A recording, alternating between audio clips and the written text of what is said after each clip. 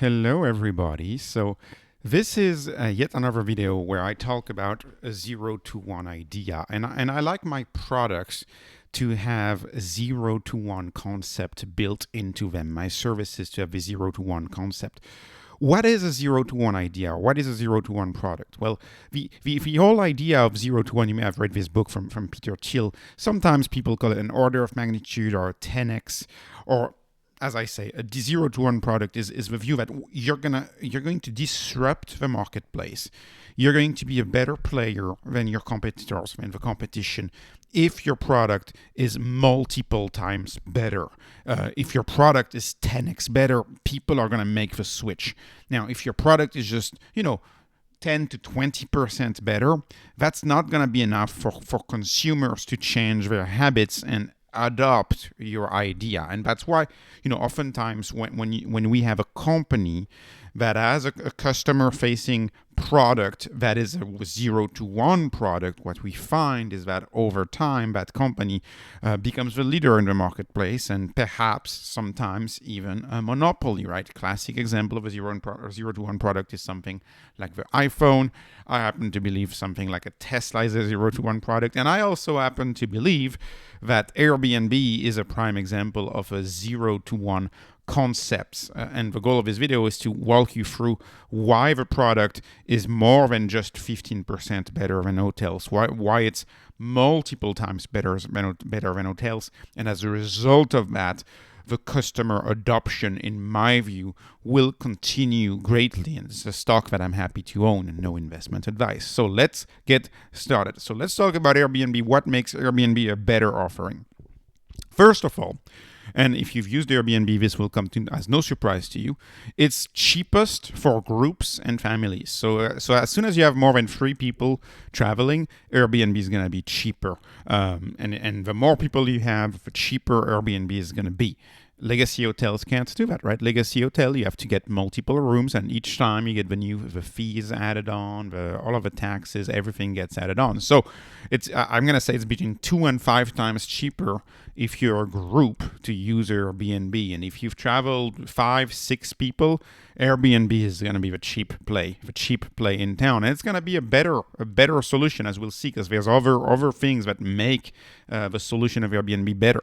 Then let's talk about long-term stays. So if you're used to Airbnb, you may know they have discounts for long-term stays. You may know that about 20% of the bookings on Airbnb are long-term stays longer than 1 month. Discounts for long-term stays at hotels tend to be pretty rare, and even then, it's likely you don't want to stay very long-term in an hotel because, it doesn't have a living room, it doesn't have a kitchen, etc. So Airbnb for long-term stay, I argue, is much better, and it fills a very specific niche in the marketplace. So I'm going to say it's between 3 and 5 times better. Then, Airbnb, going back to what started Airbnb, which was the cheap stay for one person, just renting a room, just literally renting an air mattress in a spare bedroom, which is still a part of the business of Airbnb. Okay, it's the smaller part, but it's still the part of the business of Airbnb. You can still use Airbnb the traditional way, where you're going to pay $20 to $30 just to stay in someone's spare bedroom in their house. That still exists. And in that scenario, if you still want to use Airbnb in the original form, you're still going to be cheaper than hotels and even motels. I don't know if you knew that, but motels are expensive these days. If you look at the prices of motels these days, it's going to be like, what, $70 or $80 for a Motel 6? Very, very expensive these days, motels. So you if you want a cheap stay, if you want to stay somewhere for $30, Airbnb is still the only game in town. So Airbnb is the cheapest for groups and families. It's the cheapest for long-term stays. It's the cheapest for quote-unquote cheap stays, cheaper than motels. What is Airbnb not good at? Because I'm more than willing to admit that there is one thing that Airbnb is not good at, and it's business travel. Your standard your standard hotel room before, say, you go to a job interview in another state, or your standard hotel room in the suburb that would be wanted by a business traveler who checks out early in the morning and arrives later during the day and wants breakfast at 6 a.m.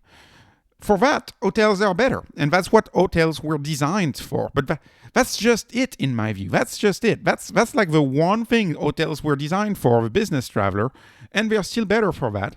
Thank goodness, right? Because they were designed for that. But you have to ask yourself, over the long run, how much travel is going to be business travel, given that we live in the world of Zoom calls and Microsoft Teams, and remote work is more and more common. So that's just the point I want to make. But yes, hotels were designed for business traveler. If you're a business traveler and your company's paying for the hotel is still going to be the better option. But that's the rare instance. And that rare instance, maybe the cheaper option, because, it's your company, it's the business that hires you that pays for the hotel, and it's not you who ends up paying for the hotel. Maybe if you have your own business, maybe you want to stay in an Airbnb and pay for your own Airbnb on business travel. So that's a win for hotels nonetheless. But Airbnb wins, in my view, in so many different cases. All right, I've talked this multiple times in Airbnb, unique stays. So that's what I'm calling it, unique stays. But we know that Airbnb has a lot of induced demand. They take a lot of business away from hotels. In my view, they're going to take a lot of business away from mom and pop renters. But they created an entirely new category, which is the category of unique stays. So what I call a unique stay is, you didn't plan on leaving the house this weekend. You planned on staying home this weekend. But you see that an hour and a half away from you, you can stay, I don't know, in a refurbished airplane, and you have a child that loves airplanes, or you can stay in an A-frame, or you can stay in a geode, you can stay in a treehouse, you name it. There's a whole category of Airbnbs that are designed for these unique places that you can stay in. And so even though people don't have a need to travel, when they see the product offered on Airbnb, and remember, Airbnb as a whole separate social media business with a whole, the brand is getting promoted organically with a whole bunch of influencers all around the world, right? So you couple availability of a unique stay, right, the cheap cost, and social media, and you create this situation where you have induced demand, where you're not taking away from the current demand for travel. You're creating the own demand for your product because you've done something unique. And that, I think, is a priceless difference compared to hotel, because hotels are never going to create induced demand. Hotels are always a standardized experience, right? They're chains. Hotels are professionals in efficiency. Hotels need to be efficient. Every single room needs to be the same. Every single bed needs to be the same because they need to be cleaned easily. So hotels, because they're efficiency machines, they're never going to have the appeal of unique stays and the induced demand that those unique stays create. Another thing that you don't have in a hotel is the home away from home. So if you're used to staying in Airbnbs, let's say you rent a house with your family, and you arrived at the house, you typically have a little food in the fridge, and you have your spice racks, and you have a few things available. It really feels like you're home away from home, like you're staying in your home away from home. You're staying in someone else's house, but it's a home away from home. Hotels can't offer that. It's a standardized experience. Now imagine the power of Airbnb and the power of a home away from home, especially when you travel internationally. When you travel internationally and you don't stay in a hotel, you stay in a home away from home, you have this whole experience living like a local, feeling like a local. Again, this is something that legacy hotels can't offer, right? Airbnb swims in a blue ocean. They swim, they are in a category of their own that they created for their own, a brand of their own, and you don't get that in a traditional hotel. And I would argue that's a priceless difference, one that especially resonates with Gen Z. And let's face it, the growth in travel is catering to Gen Z. That's where the growth in travel is, which is what I invest. I invest for the future. I invest for where the puck is going to be. let's talk about authentic experiences and belonging experiences. So in the case of you using Airbnb still in the traditional way, i.e. you're going to rent a room at someone else's house, you're going to have that belonging slash authentic experience. And you're also going to have it if you rent a house like in the middle of a neighborhood, or you go in Europe and you stay in some downtown like a local, right? And you do everything by foot. You're going to get that experience of belonging, that experience of feeling like a local, which you're never going to get in a hotel, because hotels are typically bigger, the rooms are typically smaller, and you don't get to live like a local person. So again, that's a priceless different. Now let's talk about the host as the local guide, and this is for rooms. This is for what I call the cheap stays. If you're gonna stay with someone else at their apartment or their house, the host may act as a local guide or tell you things about the area, have a conversation with you in the morning before you leave for your day and to explore. This is a fully new experience. This is something that you only would get, say, with a concierge at a high-end hotel, and then the cost is not even comparable. It's 5x to 10x cheaper, and you even have no guarantee that the concierge at the high-end hotel really knows the area well, unless maybe you're in a big city. But if you're in an Airbnb in a small city, you might even not be able to find that level of service, that level of advice that you would get staying with a host, staying at someone's house, let's say in a small town somewhere in Europe or somewhere in the US or wherever. Okay. Another reason for Airbnb, one that is often forgotten, is the near endless supply. And Airbnb actually has more listings on their websites than all of the hotels in the United States combined, which is important to think about that. But you have near endless supply on Airbnb. So let's assume you have a scenario where hotels become full in a city. I don't know, you have a conference and the hotels become full. Everybody's in town. All the hotels are full. Well, then what will happen to Airbnb's supply? Well, typically, a lot of people list their homes on Airbnb and they're idle most of the time. So typically, in times of high demand, the supply of Airbnb grows and the supply of Airbnb gets booked up. If you have people who know there's going to be a big event in the town coming up, I don't know, like a sports game or whatever, you might put 2 rooms available in your house. So you have this flexible, near endless supply of rooms for those moments where there is high demand, and it's not the whole time of the year, it's just one part of the year. And like if you follow, for example, Airbnb is going to be the partner of the Olympic Games in Paris.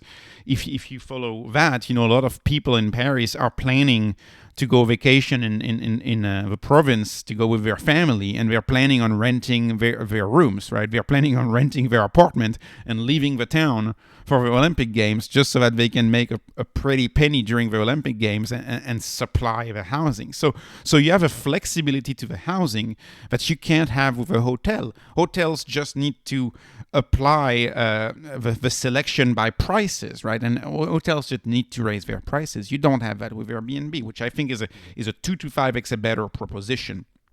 Now, social media compatible. This if you're not a socials person, and I'm not a socials person, I may not value this, but Gen Z are social people, and they spend a lot of time on social media.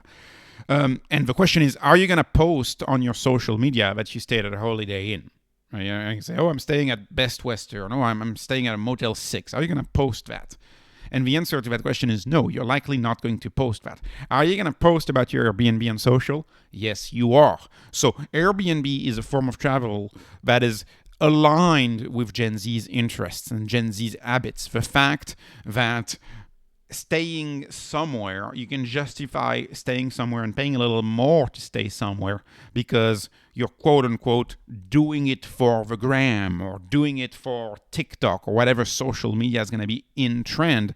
You're like, okay, well, I might not post about my travel at the Holiday Inn or the Best Western, but I'll definitely post about my travel and my experience staying in an A-frame or in a treehouse.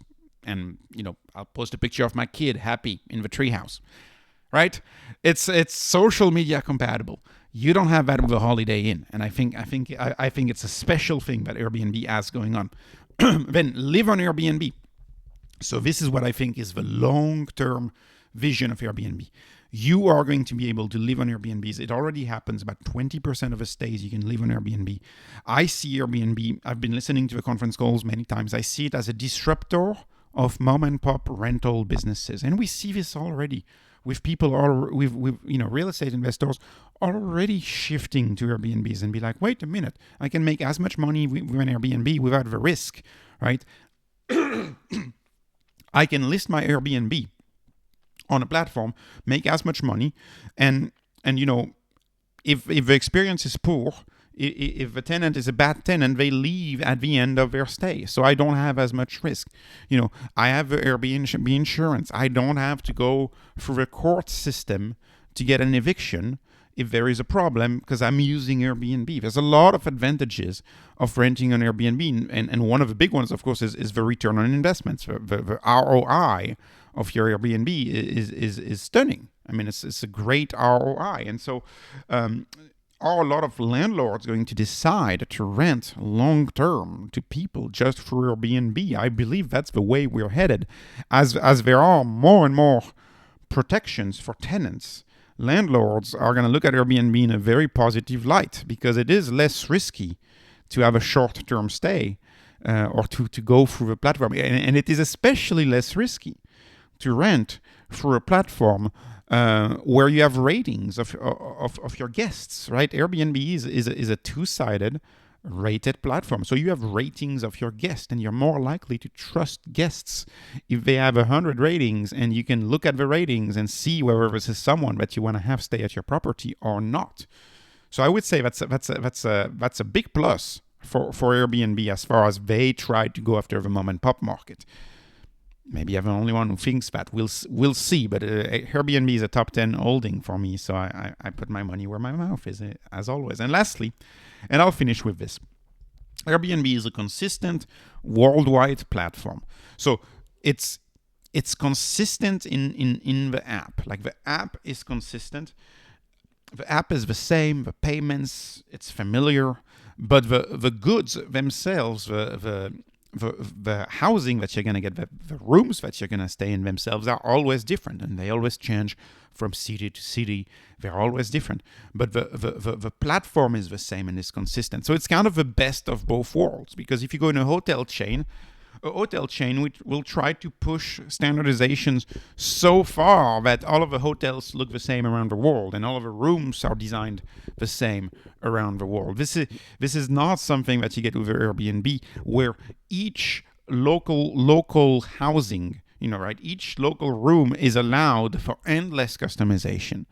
But the customer-facing app itself is not customized. The app itself is familiar, is easily understood, and I think that's what creates a lot of strength for Airbnb compared to the hotel chains. And aside from very high-end worldwide hotel chains who are able to replicate something similar, the entry-level chains, the hotel chains that are for regular folks, quote unquote, right? I don't think they can match what Airbnb has to offer. So I'm putting a 2x difference. So this was my analysis about what I believe makes Airbnb unique, makes Airbnb a 0 to 1 idea, makes Airbnb more than just 10 to 20% better on one tiny aspect. No, if you take a lot of aspects, Airbnb is multiple times better on a lot of aspects. And sure enough, if you combine or add up all of these, you're getting at least one order of magnitude better. And this is why I believe this product will continue to overtake market share as we move forward. So anyways, this was not investment advice. This is just entertainment, no investment advice. Please like, please subscribe, please follow me on X. Thanks for your time and thanks for watching.